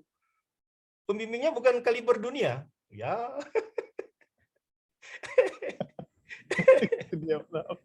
Ya. Gini, kalau saya melihatnya nggak gitu. Gini, literature review itu ada yang berbobot tau. Ada yang berbobot. Jadi di analisis dan diskusinya itu memang tajam. Kalau dia kritik benar-benar. Misalnya ya, contohnya yang pisang goreng tadi ya. Ini pisang goreng ini yang dibuat oleh si A ini, wah kulitnya renyah gitu. Tapi dalamnya tetap ini. Kenapa? Nah, karena dari teori pencampuran tepung-tepung itu yang dia buat ya, itu menghasilkan hasil gorengan yang kriuk dan tahan lama gitu. Kritiknya, nah itu pisangnya harus istimewa gitu. Jadi memang kita istilahnya melaporkan si paper ini yang udah core ya, yang udah 10 atau 20 paper itu kan dikelompokin tuh. Nah, di kelompok itu dibahaslah itu. Jadi menurut saya kesimpulannya tuh nggak ada apa-apanya, justru analisisnya. Nah, keuntungan dari literature review ini, paper dia akan dibaca oleh PhD students seperti Pak Andi. Ya kan? Gitu. Dan ini pasti untungnya apa? Citation-nya akan tinggi ketimbang yang technical. Yang technical itu kalau ada orang mau buat di bidang saya kan. Tapi kalau PhD holder kan hampir semua PhD holder pasti cited ini saya gitu di bidang cyber security misalnya. Itu keuntungannya menulis literature survey ya, SLR ya.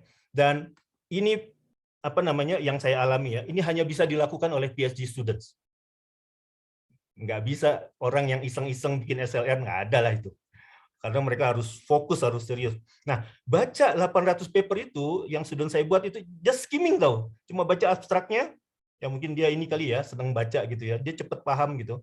Cuma baca abstraknya aja, title abstrak sama kesimpulan gitu. Kesimpulan pun dia cari cuma future work-nya. Karena kesimpulannya pasti sama abstraknya gitu. Nah, kalau udah fokus ke 20 jurnal, nah itu baru dibaca itunya. Yang core-nya gitu. Oke, terima kasih, Prof. Waktu kita tentuin taksonomi itu udah ide yang apa ya, yang harus dihargai gitu. Misalnya taksonominya berdasarkan domain aplikasinya, taksonominya berdasarkan metodenya.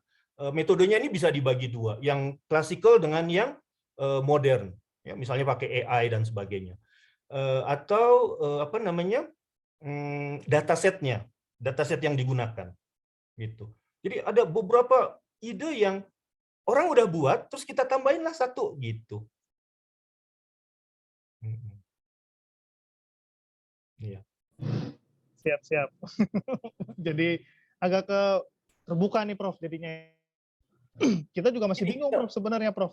Ini kan kita udah nyusun ke apa namanya proposal sampai ke mau sidang tertutup nih, Prof. Alhamdulillah, insya Allah, Prof. Mohon doanya, Prof. Jadi, iya, amin.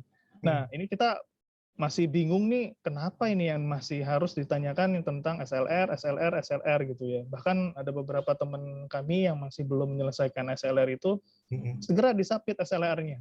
Jadi kami itu diminta untuk lulus itu 2 jurnal dan 1 conference, Prof. Jadi ada 2 jurnal dan 1 conference. Cuma alhamdulillahnya kami tidak diwajibkan untuk Q1, Q2, or Q3. Yang cuma alhamdulillahnya promotor saya pribadi dia meminta Q1. Jadi agak stres juga nih, Prof. Termasuk tadi itu. Jadi ada beberapa paper yang sampai detik ini saya masih direvisi, Prof. Jadi belum ada ini. Dari kemarin itu major revisian. Sudah. Ini udah yang ketiga kalinya, Prof. 3 kali itu 2 bulan jadinya, Prof. Jadi 2 bulan. Waduh, saya bilang ini. Ya, seperti itu. Mungkin ada yang mau bertanya lagi, teman-teman? Masih ada waktu, ini sekitar 10 menit. Atau kita nanti bikin research. Siap, Prof? Iya, kalau di UK, mereka memeriksa tesis itu dari bab kedua, literature review. Jadi kan ada yang literature review yang just bilang ini buat ini buat ini buat ini, kemudian ada 100 itu nggak bisa gagal karena itu tau. Kurang menggali insight yang ada. Ya, Prof. Kebetulan kok promotor saya dari Inggris, Prof. Makanya betul, Prof. Betul, Prof, itu. Benar, Prof. Jadi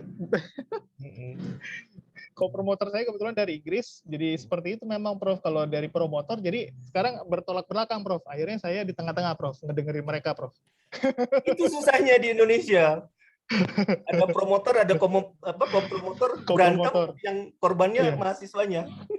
Jadi saya di tengah-tengah, Prof. Melihat mereka, aduh gimana ini, saya mau gimana. Akhirnya saya ya bukannya pro-nya ke co-promotor, ini bukannya curhat jadinya, Prof, ya. Jadi bukannya ke co-promotor, pro-nya, karena yang memberikan solusi itu adalah co-promotor saya, Prof. Iya, co-promotor gitu. saya. Jadi ujung-ujungnya saya izin dulu ke co-promotor saya udah oke, baru, Prof, saya publish ke promotor sama co-promotor yang lainnya, Prof. Jadi saya ini ke orang yang co-promotor saya dari Inggris ini, Prof. Seperti itu, Prof. Baik, teman-teman, nih ada Pak Anies nih, Prof. Ya. Mungkin Pak Anies mau bertanya, Pak Anies. Tadi dia sempat takut nih, Prof. Sempat takut ngambil S3 ini di WhatsApp-nya, di sini di chat-nya ada ini, Prof. Ayo, mungkin Pak Anies mau bertanya, Pak Anies. Nah, ini dia, Iya. Prof. Makasih, Pak. Terima kasih, Pak Andi. Makasih, Pak Andi, udah diberi kesempatan untuk bertanya. Wah, senang sekali nih berkenalan sama Prof. Rahmat. Saya panggil Prof. Rahmat apa Prof. Budi ya? Jadi dulu orang-orang panggil saya Budi. Tapi begitu masuk IPTN udah ada 4 Budi dan satu Budi itu bos saya, jadi saya harus ngalah lah. Sejak itu saya dipanggil Rahmat. Oke, Prof. Ya mohon maaf dari tadi saya timbul tenggelam terus, koneksi kadang-kadang jelek. Jadi mungkin pertanyaan dari saya adalah sebetulnya semuanya sih, begitu Prof. Rahmat menyampaikan materi hari ini, hampir semua lah ya, semua sudah terjawab, misteri-misteri yang terkait dengan studi lanjut dan lain-lain. Cuma barangkali memang apa ya, mungkin tips atau apa ya, penyemangat yang seperti apa sih Prof yang kira-kira bisa bikin kita merasa bahwa memang studi lanjut ini adalah sebuah keharusan gitu ya, atau kemestian. Mungkin itu sih Prof dari saya. Motivasi. Ya Prof, motivasi Prof. Satu motivasi yang orang nggak pernah pikir. Jadi PhD itu adalah menjadi members of 1% of the world population. Itu motivasinya. Eksklusif kan? Cuma 1% dari penduduk dunia yang ada gelar PhD. Less than 1%, sorry. Nah, itu yang buat motivasi. 1% itu apa namanya? Dunia luar. Jadi kesimpulannya berkompetisi ya Prof, akhirnya yang bisa memberi motivasi terbaik ya Prof ya. Dan gini satu lagi, PhD jurnal itu, tapi gimana ya? Apa namanya? Doable. Kalau menderita, iyalah menderita. Apalagi kayak Pak Misti bilang kan, supervisor di Jepun itu kayak dewa. Ini ya saya pernah cerita pernah lihat itu asisten profesor saya nelpon nih, hai sensei, hai. Orangnya nggak ada, ngapain lu nunduk-nunduk? Oh, enggak, kalau dia tahu saya nggak nunduk, mati saya. Terus tidur itu kakinya nggak boleh ke arah rumahnya dia. Kan kita waktu itu ada kayak workshop gitu ya. Terus kita tidur tuh di dormitory gitu. Terus tidurnya kan saya nggak tahu. Rahmat tidurnya jangan gitu. Kenapa? Itu menghadap itu kakinya ke rumah sensei. Rumah sensei pun saya nggak tahu, saya bilang. Nah, gitu. Jadi gini jangan sangka perjalanan saya smooth. 6 bulan tahu saya stuck di programming. Suatu saat saya bilang ke istri saya, balik yuk. Padahal itu udah berhasil 3 paper. Ini karena apa? Ada data baru, nggak jalan itu sistemnya. 6 bulan. Tiap hari saya debug gitu ya. Sampai saya canggih itu kalau tentang memory allocation dulu di C++. Nggak jumpa. Akhirnya satu saat asisten profesor saya datang. Rahmat, programmu nggak salah. Cuma kita perlu satu transformasi lagi. Gitu. Jadi dia satu paper baru. Jadi kadang-kadang lagi sempat pasti ngalami stuck itu gitu. Ya kalau lagi stuck ya udahlah, pergilah ke gunung, pergi ke beach gitu ya. Tapi di otak nih masih gimana itu ya solusinya gitu ya. Kadang-kadang saya dalam perjalanan pulang kan ya, naik kereta api udah jam 11 malam gitu ya. Apa ini? Tiba-tiba saya ada ide nih. Jadi pulang mandi ya, shower, balik lagi tuh sampai kereta yang terakhir. Balik lagi ke lab. Ya, salah. Ya. Jadi susah, memang susah. Tapi bisa dilalui? Yes, bisa dilalui. Insya Allah. Karena sistem Jepang tuh gini, nabrak sana, belok sini, nabrak sini, belok sana. Terus pokoknya jalan terus. Gitu. Betul. Tidak salah, Bro. Ya, nanti di ujung tuh baru kelihatan, padahal lewat sini gampang ya. Tapi siapa yang tahu waktu itu? Setelah menderita baru. Menderita ya iyalah menderita. Jadi motivasinya itu Pak, jadi anggota dari penduduk dunia yang cuma 1%. Semangat Pak Nis. Makasih Prof. Terima kasih banyak. Wah ini penduduk dunia luar biasa nih. Terima kasih Prof. Ya harus dimotivasi itu, betul Pak. Betul Prof itu, Pak Anies. Gini makanya UMB ini buatlah PhD program. Semua saya bimbing nanti unofficial maupun official. Amin Prof. Saya akan menjadi pendukung paling Prof, paling gigih, Prof, kalau Prof mau bikin ini PhD. Ikut bergabung. Berarti Pak Anies Daftar ke Baha aja Pak Anies. Tuh, Pak Anies langsung ke Baha aja, Pak. Nah, bisa haji lagi, bisa haji. Atau Prof Rahmat bisa ini kali ya, Prof. Kan ada ya kita student yang bisa kuliah itu dari jarak jauh itu loh, Prof. Tapi kita tetap mendapatkan ijazah dari universitas yang ada di sana, tapi kuliahnya ada di sini gitu, Prof. Oh, exchange program gitu ya?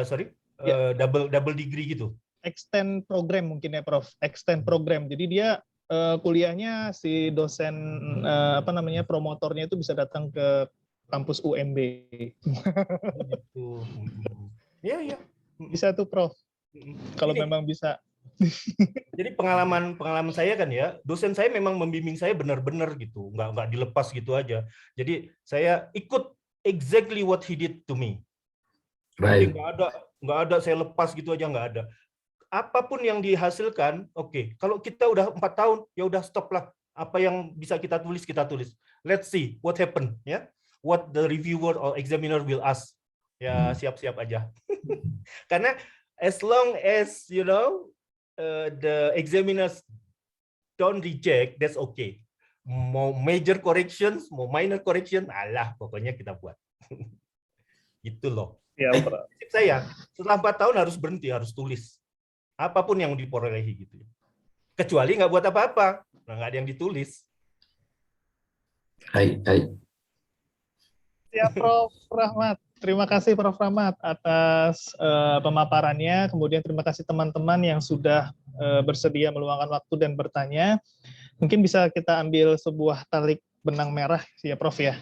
Intinya saya di sini adalah. Boleh share lagi nggak sebentar? Oh, silakan Prof. Silakan Prof. Dikit aja. Ya? Siap. Dikit aja. Karena ini penting buat teman-teman di sana. Jadi ini ini saya buat waktu itu ya. Jadi saya map gitu knowledge domain area yang dari IEEE itu untuk sistem informasi ada 7 kan ya. Dan ini research groupnya. Jadi nantinya kalau kita bergabung dengan research group service computing, kita cuma ngajar ini aja gitu di knowledge area-nya. Beberapa kuliah yang masuk sini kita ajar. Kemudian yang research group data science itu cuma ngajar ini aja. Kemudian enterprise system bisa ngajar macam-macam di sini. Kenapa? Karena nanti waktu ngajar kita bisa cerita riset kita gitu. Misalnya saya disuruh ngajar database, waduh pening juga saya mau cerita database saya nggak pernah pakai gitu ya. Nah kemudian kita tentukan application domainnya gitu, ya bisa di healthcare, farming system, education, engineering, social network, dan ini semua sebetulnya big data, data science. Kita bisa kontribusi ke ininya. Nah kemudian contoh dari roadmap, ya. Nah ini saya buat ini gini. Jadi ada beberapa layers ya. Tujuan saya adalah mengakomodasi semua teman-teman ya. Nah, kalau kita udah punya roadmap-nya gini, ini kan tinggal diterjemahin nih. Misalnya di security ya. Security mau di level mana aja bisa gitu. Oke. Nah, ujung-ujungnya aplikasinya nanti fokusnya atau flagship-nya mungkin masyarakat madani 5.0. Ini tadinya apa nih? Society 5.0 kan. Nah, kalau teman-teman yang dari teknik informatik mungkin lebih senang ke hardware gitu ya. Nah, ini di layer ini, di infrastructure. Ini prosesor ya, AI dan sebagainya, engine-nya gitu. Jadi dari sini kita bisa bisa breakdown lagi. Jadi kita akan ada dalam satu satu perahu, satu biduk. Oke, itu aja. Oke, terima kasih Prof Rahmat. Waduh, ini masukannya lagi research group dan lain sebagainya. Ini bagus sekali nih ya. Siap. Mungkin kita cukupkan saja karena waktu sudah menunjukkan pukul 3 ya. Intinya yang bisa saya tarik kesimpulan dari pemaparan Prof Rahmat, yang pertama yang bisa saya ambil kesimpulan di sini bahwa adanya keseimbangan antara research fundamental dan research product. Jadi selama ini research itu hanya sampai ke jurnal saja yang dipublish. Kemudian hindari untuk jurnal-jurnal yang tidak ada reviewernya. Nah ini mungkin sudah mulai kita tinggalkan teman-teman semuanya, termasuk saya. Sebaiknya kita masuk ke dalam jurnal-jurnal yang memang kita ada reviewernya, atau yang pernah lah minimal 1 atau 2 kali di-review. Dan yang terakhir, bagi teman-teman yang ingin menjadi bagian dari penduduk dunia 1%, ya segeralah PhD, karena PhD itu walaupun sulit tetap nikmat. Betul. Siap. Begitu yang bisa saya sampaikan. Mohon maaf. Akhir kata, wabillahi taufiq wal hidayah. Wassalamualaikum warahmatullahi wabarakatuh. Saya kembalikan lagi ke MC, yaitu Ibu Kurnia. Terima kasih, Prof. Rahmat. Sama-sama. Baik, terima kasih Pak Andi dan juga Bapak Profesor Dr. Rahmat yang sudah meluangkan waktunya untuk berbagi ilmu dan berdiskusi dengan kami semua. Dan pastinya apa yang sudah disampaikan sangat bermanfaat sekali. Baik, Bapak, Ibu, dan rekan-rekan mahasiswa, selesai sudah acara pada hari ini. Saya Kurnia Gusti Ayu mewakili seluruh panitia yang bertugas mengucapkan terima kasih dan mohon maaf jika ada kesalahan dan kekurangan acara berlangsung. Dan jangan lupa untuk mengisi link absensi kehadiran acara yang sudah dibagikan di kolom chat. Akhir kata, wassalamualaikum warahmatullahi wabarakatuh. Sampai jumpa. Waalaikumsalam warahmatullahi wabarakatuh. Terima kasih untuk seluruh panitia. Terima kasih, Prof. Terima kasih, Prof. Rahmat. Sama-sama. Terima kasih Prof. Rahmat. Bu Afiati, saya benci NLP. Bapak, begitu dong, Pak. Saya coba berulang kali ya, NLP itu susah buat saya. Satu lagi, agent. Nggak tahu saya. Nggak pernah. Saya bikin grup riset ya, Pak. Bapak bimbing ya, Pak. Apa? NLP? Iya. Ya, nggak apa-apa. Nggak apa-apa. Nggak apa-apa. Bapak bimbing dari sisi penulisannya, dari ilmu pengetahuan di luar sana gitu, Pak. Ya, enggak, saya mau belajar tentang teknikalnya gitu ya. Ya. Karena Sudah ada beberapa teman-teman di sini termasuk Pak Andi, kami udah bikin grup risetnya, Pak. Rencana Masya mau Allah. Good. Rencana mau ngeluarin SLR dulu deh pertama. Good. Nah ini nanti kalau boleh kapan-kapan kami undang Bapak untuk ini ya Pak, dari sisi ilmu pengetahuan saat ini gimana sih Pak gitu. Di luar sana gitu kan Pak, di rimba IT di luar sana gitu. Saya udah bentuk grupnya sih Pak, NLP tapi. Ya nggak apa-apa, saya juga belajar nanti NLP-nya. Gini, di UAI kemarin saya juga setup grup itu.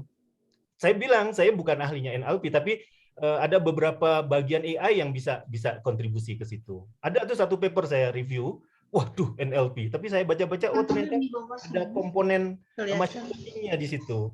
Dan itu ya sekarang ini jadi tren juga loh itu. NLP di machine learning.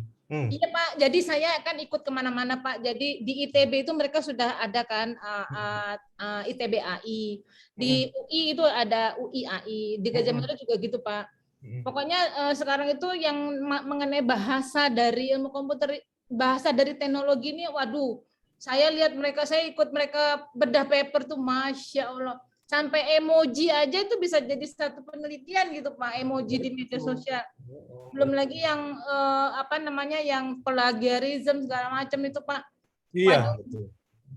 Saya lihat penelitian orang-orang, Masya Allah gitu idenya. Nah ini kami udah bentuk sih Pak, dosen-dosen mercu yang tertarik di NLP gitu kan. Nah kita rencana mau bikin satu penelitian bareng gitu Pak.